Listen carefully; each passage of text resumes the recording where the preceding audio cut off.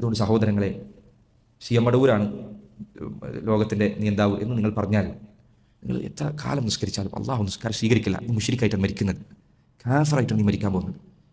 കാഫറായിട്ട് ഒരു സംശയവും വേണ്ട, നിനക്ക് ആ കാര്യത്തിൽ സംശയവും വേണ്ട. എങ്ങനെയാണ് നിനക്കത് സംശയം ഉണ്ടാവുന്നത്? മുദബ്ബറുൽ ആലം, ലോകത്തെ നിയന്ത്രിക്കുന്നവൻ എന്ന വാക്ക് അള്ളാഹു സുബ്ഹാനഹു വ തആല അവൻ്റെ റസൂലിന് പോലും പതിച്ചു നൽകിയിട്ടില്ല. എത്ര ഗൗരവമുള്ളൊരു വിഷയമാണല്ലേ ഇയാൾ പറയണത്. കേട്ടാൽ ഇയാൾ പറയുന്നത് സത്യമാണെന്ന് തോന്നിപ്പോവും. നമ്മൾ മനസ്സിലാക്കേണ്ടത്, നമ്മുടെ നാട്ടിലൊക്കെ ഈ വിഷയവുമായി ബന്ധപ്പെട്ട് അറിവുള്ള ഒരാൾ ഇയാൾ മാത്രമല്ല, സുന്നികളായിട്ടുള്ള വളരെ പക്വതയുള്ള വലിയ വിവരമുള്ള ധാരാളം പണ്ഡിതന്മാരൊക്കെ ഉണ്ട്. ഇവരൊക്കെ ഈ വാക്ക് കേട്ടവർ തന്നെയാണ്. ഇവരാരും എന്ത് പറഞ്ഞിട്ടില്ല, ഇതിങ്ങനെ കാഫിറായി മരിച്ചു പോകാനുള്ള ഒരു കാരണമാണെന്ന് പറഞ്ഞിട്ടില്ല. യഥാർത്ഥത്തിൽ എന്താണെന്നറിയോ, ഇത്തരം പ്രയോഗങ്ങൾ ഈ മുജാഹിദുകളെ സംബന്ധിച്ചിടത്തോളം ഒരു കച്ചിത്തുരുമ്പാണ്. കാരണം സുന്നികളായ നമ്മളെയൊക്കെ കാഫിറും മുശ്രിക്കുമായി ഇവർ ഓൾറെഡി മുദ്ര കുത്തി കഴിഞ്ഞു. അതിന് നമ്മൾ ആയത്ത് ചോദിച്ചാൽ അവർക്കില്ല, ഹദീസ് ചോദിച്ചാൽ ഇല്ല, പൂർവികരായിട്ടുള്ള ഏതെങ്കിലും ഇമാമാരുടെ ഉദ്ധരണി ചോദിച്ചാൽ അതിനൊന്നും തെളിവ് അവരുടെ കയ്യിലില്ല. പിന്നെയോ ഇങ്ങനെയുള്ള ചില കച്ചിത്തുരുമ്പുകൾ പിടിച്ചിട്ടാണ് അവർ പിടിച്ചു നിൽക്കുന്നത്. അപ്പോൾ അവരെ സംബന്ധിച്ചിടത്തോളം മുസ്ലിമീങ്ങളായ നമ്മെ കാഫിറാക്കാനും മുശ്രിക്കാക്കാനും കിട്ടിയൊരു ചാൻസ് എന്ന് മാത്രമേ ഇതിനെക്കുറിച്ച് നമുക്ക് പറയാൻ പറ്റുള്ളൂ. യഥാർത്ഥത്തിൽ മുദബ്ബിറുൽ ആലം എന്നൊക്കെ പറഞ്ഞതുകൊണ്ട് അള്ളാഹു എങ്ങനെയാണോ തദ്ബീർ ചെയ്യുന്നത്, ലോകം നിയന്ത്രിക്കുന്നത്, അതുപോലെ അള്ളാഹുവിൻ്റെ കഴിവ് സിയം വലിയുള്ളാഹി കൊടുത്തു എന്നാണോ അതിൻ്റെ അർത്ഥം? അങ്ങനെ നമ്മൾ ആരും പറയുന്നില്ല, ആരും അങ്ങനെ വിശ്വസിക്കുന്നില്ല എന്ന് നമ്മളെക്കാൾ കൂടുതൽ ഇവർക്കും അറിയാം. ഇവർക്ക് അറിയാഞ്ഞിട്ടൊന്നുമല്ല. ഒരാളെക്കുറിച്ച് ഇത്തരം സ്ഥാനപ്പേരുകൾ നൽകി പറഞ്ഞു കഴിഞ്ഞാൽ, ഇപ്പോൾ ഷെയ്ഖുൽ ഇസ്ലാം ഇബ്നു തൈമിയ എന്ന് പറയുന്ന മുജാഹിദുകൾ തന്നെ വലിയ പണ്ഡിതൻ, അദ്ദേഹത്തെക്കുറിച്ച് ഷെയ്ഖുൽ ഇസ്ലാം എന്ന് പറയുന്നത് എന്തുകൊണ്ടാണ്?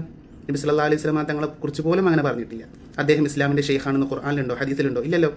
നേരെ മറിച്ച് അദ്ദേഹം ഈ ഇൽമുമായി ബന്ധപ്പെട്ട അറിവിൻ്റെ മേഖലയിൽ ധാരാളം സംഭാവനകൾ ചെയ്ത ആളാണ് എന്ന് അദ്ദേഹത്തിൻ്റെ ആളുകൾ ഉറപ്പിക്കുന്നു. അതുകൊണ്ട് അദ്ദേഹത്തെക്കുറിച്ച് ഷെയ്ഖുൽ ഇസ്ലാം എന്ന് പറയുന്നു. അങ്ങനെയുള്ളൊരു അർത്ഥേ അതിനുള്ളൂ. അതേപോലെ തന്നെയാണ് ഈ മുദബ്ബിറുൽ ആലം എന്നൊക്കെ പറയുന്നത്.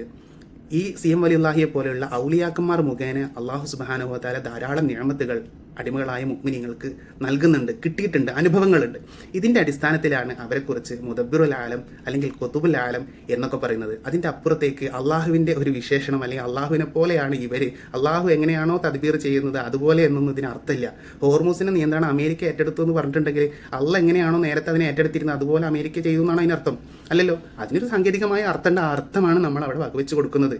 ഇത്രയേ മനസ്സിലാക്കാനുള്ളൂ. ഇതൊക്കെ സിമ്പിളായിട്ട് ഇവർക്കും കൂടി അറിയുന്ന കാര്യം തന്നെയാണ്.